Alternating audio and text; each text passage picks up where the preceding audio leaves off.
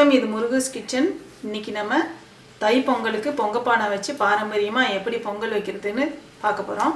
பொதுவாக வந்துட்டு நான் 2 பானை வச்சு தான் பொங்கல் பொங்குவேன். சக்கரை பொங்கல், 1 வெண்பொங்கல். அதுக்கு நான் தனியாக சாம்பார் வைப்பேன், எல்லா காயும் போட்டு. அதை உங்களுக்கு நான் வீடியோ போடுறேன். இப்போ நான் உங்களுக்கு சக்கரை பொங்கல் செஞ்சு காட்ட போகிறேன். வாங்க பார்க்கலாம். நம்ம பொங்க வைக்கிறதுக்கு முன்னாடி ஸ்டவ்வெல்லாம் நல்லா க்ளீன் பண்ணிடணும். நல்லா இதெல்லாம் எடுத்து கழுவிட்டு நல்லா க்ளீனாக வச்சுக்கணும் ஸ்டவ்வை. நான் ஃபஸ்ட்டு க்ளீன் பண்ணி வச்சுட்டேன் நான். இப்போ நம்ம மங்களகரமாக கோலம் போட்டுட்டு நம்ம ஆரம்பிக்கலாம், பொங்க வைக்கலாம். ஃபஸ்ட்டு கோலம் போட்டுடலாம். ஸ்டவ் முன்னாடி நம்ம ஒரு சின்னதாக ஒரு கோலம் போட்டு மங்களகரமாக பொங்க வைக்கலாம். ஒரு சின்னதாக ஒரு கோலம் போட்டுக்கலாம். உங்களுக்கு என்ன கோலம் தெரியுமோ அது சின்னதாக போட்டுக்கோங்க.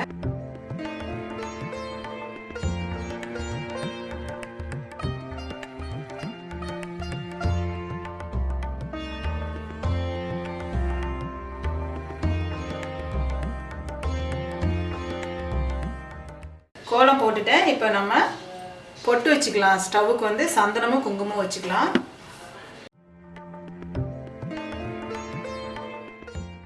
நெக்ஸ்ட் வந்து நம்ம பொங்கப்பானைக்கு வந்து பொட்டு வச்சிடலாம். நான் எப்படி செய்கிறேனோ அதே மாதிரியே நான் உங்களுக்கு சொல்லித்தரேன். நான் இப்படி தான் நான் செய்வேன் பொங்கல். நம்ம ட்ரெடிஷ்னலாக பண்ணுறதுனால நம்ம இந்த மாதிரி பண்ணுறோம். சில பேர் குக்கர்லேயே வச்சுறாங்க. இப்போலாம் குக்கரில் வச்சே பொங்கல் வச்சு கும்பிட்டுடுறாங்க. நம்ம ஆனால் இந்த மாதிரி வைக்கிறது தான் ட்ரெடிஷ்னலாக ரொம்ப நல்லாயிருக்கும். மஞ்சள் குங்குமம் வச்சு நம்ம வந்து ஆரம்பிக்கலாம் பொங்கல் பானைக்கு. இப்போ உள்ளவங்கெல்லாம் வந்துட்டு குக்கர்லேயே வச்சு 5 நிமிஷத்தில் வந்து பொங்கலை வச்சு சாமி கும்பிட்டு டிவி பார்க்க ஆரம்பிச்சிடுறாங்க. அது கிடையாது பொங்கல். பொங்கல் பொங்கி வர்றப்ப குடும்பத்தோடு சேர்ந்து நின்று குழந்தைங்களோட நின்று பொங்கலோ பொங்கல் சொல்லி, அந்த மாதிரி பொங்கி வர்றப்ப அரிசி போட்டு பொங்கலோ பொங்கல் சொல்லி செய்கிறது தான் பொங்கல். அதுதான் நம்மளோட ட்ரெடிஷ்னல். அப்படி தான் நம்ம வந்து பொங்கல் வைக்கணும் எப்பயுமே. பொங்கல் பண்டிகைக்கு அந்த மாதிரி தான் வந்து பொங்கல் வச்சு நம்ம சாமி கும்பிடணும். அந்த கரும்பெல்லாம் வச்சு இந்த பொங்கல் பானை வச்சு சாமி கும்பிட்றப்ப ரொம்ப நல்லாயிருக்கும். அது பார்க்குறதுக்கே உங்களுக்கு பொங்கல் பண்டிகை அப்படின்றது ரொம்ப உங்களுக்கு பிடிக்கும். மனசுக்கும் நம்ம பொங்கல் வச்சு சாமி கும்பிட்டோம் பொங்கல் அப்படின்னு சொல்கிறது நம்மளுக்கு மனசுக்கு ரொம்ப திருப்தியாக இருக்கும். பொங்கல் வச்சு சாமி கும்பிட்றது இதுமாரி நீங்கள் ஒரு டைம் பண்ணி பாருங்கள், உங்களுக்கு ரொம்ப பிடிக்கும் இதுமாரி பண்ணுறது. இது பாருங்கள், பொட்டு வச்சு எவ்வளோ அழகாக இருக்குது பாருங்கள். பானையை பார்க்குறதுக்கே உங்களுக்கு மங்களகரமாக இருக்குது பார்த்தீங்களா? இது பாருங்கள் எவ்வளோ அழகாக இருக்குது பாருங்கள். இதே மாதிரி சில்வர்லேயும் விற்கிது பானை. வெங்கலத்தில் கிடைக்கலன்னா சில்வர்லேயும் வாங்கிக்கோங்க. இந்தமாரி பொங்கல் பானை வாங்கிட்டீங்கன்னா ரொம்ப நல்லாயிருக்கும். தின்றதுக்கு உங்களுக்கு நல்லாயிருக்கும். இந்தமாரி ஒரு வெள்ளை நூல் அந்த பானைக்கு இப்படி கட்டுறதுக்கு அளவாக வந்து ஒரு நூல் எடுத்துக்கோங்க. பொங்கல் பண்டிகைப்போ வந்து மஞ்சள் செடின்னு ஒன்று கிடைக்கும், பச்சை. அதில் வந்து மஞ்சள் கிழங்கு இருக்கும். இதுலேயே நல்லா பச்சையாக இருக்கும். இந்தமாரி விரையில் மஞ்சளில் பச்சையாக இருக்கும். மஞ்சள் உடச்சி வச்சு அந்த மாதிரி நான் கட்டுற மாதிரியும் கட்டிக்கோங்க, இல்லை செடி கட்டுறவங்க செடியும் கட்டிக்கலாம். இப்போ நான் உங்களுக்கு இந்தமாரி இந்த மஞ்சளில் வந்து கட்டி காட்டுறேன் எப்படி காட்டுறதுன்னு சொல்லிட்டு. இந்த வெள்ளை நூலில் மஞ்சள் தடவிக்கோங்க. மஞ்சளை தண்ணி போட்டு இந்த மாதிரி கரைச்சிட்டு இதில் வந்து நனைச்சிட்டு நல்லா அந்த மஞ்சளாக ஆக்கிக்கோங்க.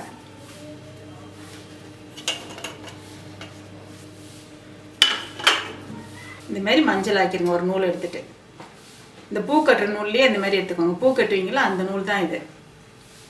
மஞ்சள் அந்த பச்சை மஞ்சள் சொன்னோம் இல்லையா, அதை கட் பண்ணிவிட்டு இந்த மாதிரி கட்டிட்டு பானையில் கட்டிடணும்.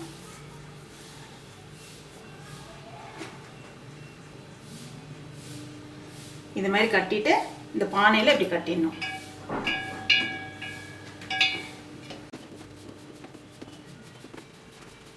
இது மாதிரி கட்டிட்டு நம்ம பானை வச்சிடலாம். இப்போ நம்ம அரிசி எவ்வளோ எடுக்குன்ட்டு அளவு காட்டுறேன் உங்களுக்கு. இந்த மாதிரி பொங்கல் அரிசி கிடைக்கும். பொங்கல் அப்போ வந்து பொங்கல் அரிசினே விற்கும் கடையில். பொங்கல் அரிசி வாங்கிக்கோங்க. நான் 1.5 கப்பு அரிசி எடுத்திருக்கேன். அதில் 3/4 கப்பு பாசிப்பருப்பு எடுத்திருக்கேன். இந்த அரிசி இந்த பருப்பு சேர்ந்து ஒரு டைம் கழுவி கீழே ஊற்றிடுங்க. மிச்சத்தை நல்லா கழுவி பொங்கலில் ஊற்றிடணும். அந்த பானையில் ஊற்றிடணும். ஊற்றிட்டு பாலும் இந்த தண்ணியும் சேர்த்து வச்சாதான் நமக்கு பொங்கல் பொங்கி வரும். இல்லைன்னா பொங்காது, கொதிச்சிடும். பொங்கல் வந்து கொதிக்கக்கூடாது. அதுக்கு தான் இந்த மாதிரி பண்ணுறது. இதை கழுவிடலாம். தண்ணி ஊற்றி ஒரு டைம் கழுவிடலாம். அந்த அழுக்கெல்லாம் இருக்கும்ல, அதனால் கீழே ஊற்றிட்டு நல்ல தண்ணியை மட்டும் நம்ம பொங்கலுக்கு சேர்த்துக்கலாம்.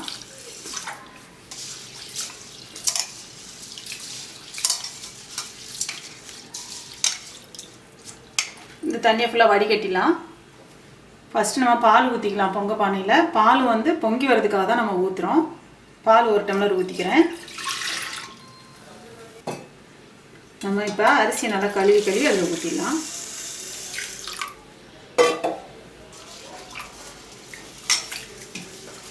பானை ஃபுல்லாக தண்ணி இருக்கணும், அப்போ தான் பொங்கும்.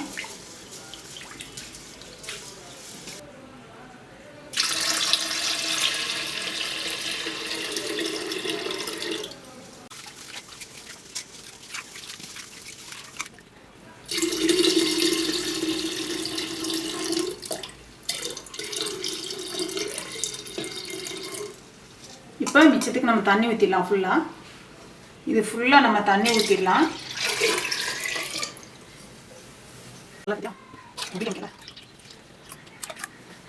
இந்த மாதிரி பானை ஃபுல்லாக ஊற்றிடுங்க. இந்த மாதிரி ஒரு வாழைப்பழம் எடுத்து பிச்சு போட்டுருங்க.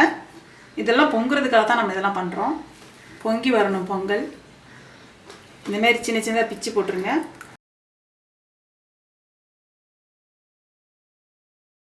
பொங்கல் பானை ரெடி ஆகிடுச்சு தான்.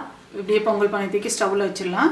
நல்லா சாமியை கும்பிட்டுட்டு ஸ்டவ் பற்ற வச்சு பொங்க வச்சிடலாம்.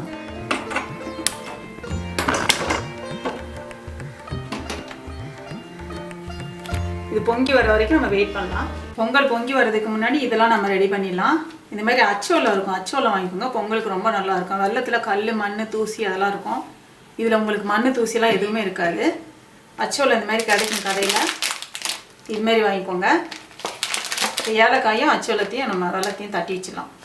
நான் சொன்ன இந்த அரிசி அளவுக்கு வந்து 1.5 கப்பு வெல்லம் போட்டுக்கோங்க, சரியாக இருக்கும். இனிப்பு கூட வேணுன்றவங்க இன்னும் கொஞ்சம் கூட கூட போட்டுக்கலாம்.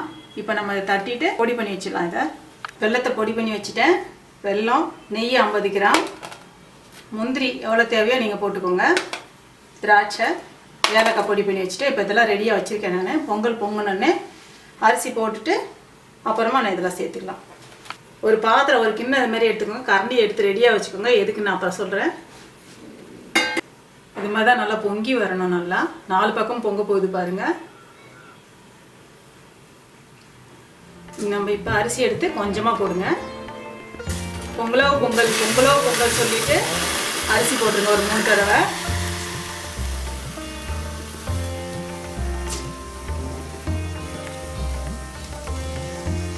சூப்பராக பொங்கி வந்துருச்சு பாருங்கள். இப்போ நம்ம இந்த தண்ணியை கொஞ்சமாக எடுத்துடலாம். அதுக்கு தான் நான் கிண்ணம் எடுத்து தனியாக வச்சுக்க சொன்னவங்கள. தண்ணியை எடுத்துட்டு நம்ம அரிசி போட்டுடலாம்.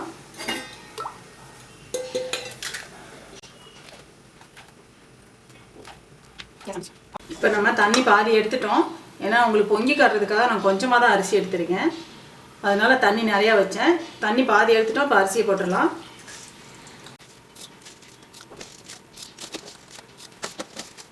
ஒரு 1/2 ஸ்பூன் உப்பு போட்டுக்கோங்க. எப்பயுமே ஸ்வீட்டுக்கு வந்து லைட்டாக உப்பு சேர்த்துக்கணும். அப்போ தான் அந்த இனிப்பு நல்லா நமக்கு தெரியும். 1/2 ஸ்பூன் போட்டுக்கிறேன். அரிசியும் பருப்பு நல்லா வெந்துக்கிட்டு இருக்கு, வேகட்டும். பொங்கல் வெந்துருச்சான்னு கொஞ்சம் எடுத்து பார்த்துக்கோங்க. இப்படி வெந்துருச்சு. இதில் நம்ம வெல்லம் சேர்த்துலாம். அந்த பாருங்க, இந்த மாதிரி இவ்வளோ திக்காக வர்ற அளவுக்கு வச்சுக்கோங்க. வெல்லம் போட்டிங்கன்னா இன்னும் கொஞ்சம் இலகி வரும் பொங்கல். வெல்லம் போட்டு நம்ம கிண்டும் போது கொஞ்சம் நேரம் 10 நிமிஷம் வச்சுருந்தோம்னா நல்லா கெட்டியாக நல்லா வந்துடும். நம்ம இடித்து வச்ச வெல்லத்தை இது கூட போட்டுடலாம். நல்லா பிடிச்சிக்கோங்க. நல்லா பிடிச்சிட்டு நல்லா கிண்டிகிட்டே இருங்க. அடி பிடிக்காமல் கிண்டிடுங்க.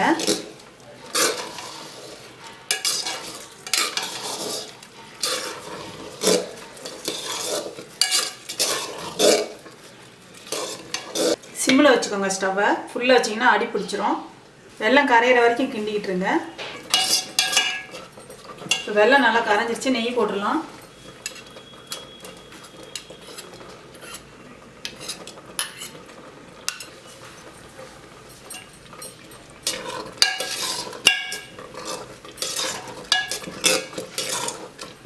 ஏலக்காய் பொடிச்சு வச்சதை போட்டுக்கலாம்.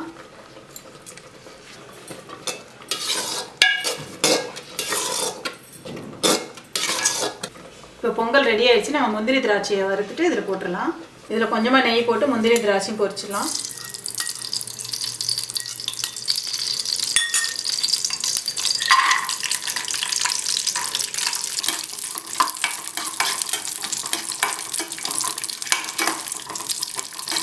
பொரிஞ்சிருச்சு. பொங்கலில் போட்டுடலாம். இப்போ முந்திரி திராட்சை பொரிச்சதை போட்டுடலாம்.